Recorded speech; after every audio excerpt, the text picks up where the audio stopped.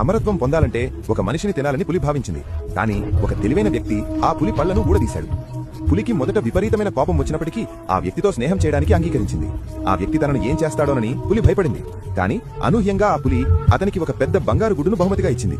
ఆ వ్యక్తి ఆశ్చర్యపోతూ ఆ బంగారు గుడ్డును ఇంటికి తీసుకెళ్లి మంచంపై ఉన్న తన అనారోగ్యవంతురాలైన తల్లికిచ్చాడు. ఆ గుడ్డు లోపల ఏముందో ఆ తల్లికి తెలియదు. కొడుకు ఇంట్లో లేని సమయంలో ఆమె ఆ గుడ్డును వేడి చేయగా కొంత సమయం తర్వాత దాని నుండి ఎంతో అందమైన ఒక పక్షి బయటకు వచ్చింది. ఆ పక్షి తనను పులి దగ్గరకు తీసుకెళ్లి చంపేస్తుందేమోనని ఆ వ్యక్తి మొదట కంగారు పడ్డాడు. కానీ అప్పుడే ఒక వింత జరిగింది.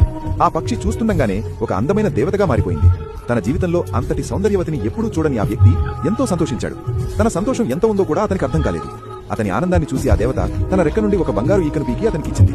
తన తల్లి వైద్యం కోసం డబ్బు అవసరం కావడంతో ఆ ఈకను అమ్మడానికి అతను బజారుకు వెళ్లాడు. అయితే ఆ మాయాపక్షిపై గ్రామ పెద్ద కన్నుబడింది. మొదట అతను ఆ వ్యక్తిని మాయమాటలతో నమ్మించాలని చూశాడు. ఆ పక్షిని నాకిచ్చేయి, దానికి బదులుగా నీకు కావలసిన వెండి నాణాలిస్తాను అని ఆశ చూపాడు. అయినా ఆ వ్యక్తి అస్సలు ఒప్పుకోలేదు.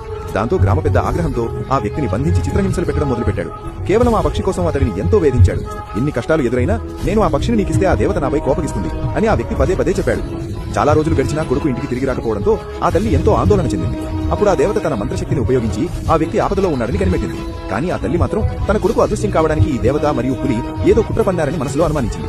తనపై పడిన నిందను తొలగించుకోవడానికి మరియు ఆ వ్యక్తిని కాపాడడానికి దేవత వెంటనే ఆ పులిని వెతకాలని నిశ్చయించుకుంది. ఆమె పాత పులికొండపైకి ఎగిరి వెళ్లి జరిగిన కథనంతా పులికి వివరించింది. అది విన్న పులికి విపరీతమైన కోపం వచ్చి ముక్కు నుండి పొగలు కక్కుతూ గ్రామ పెద్దపై దాడికి సిద్ధమైంది.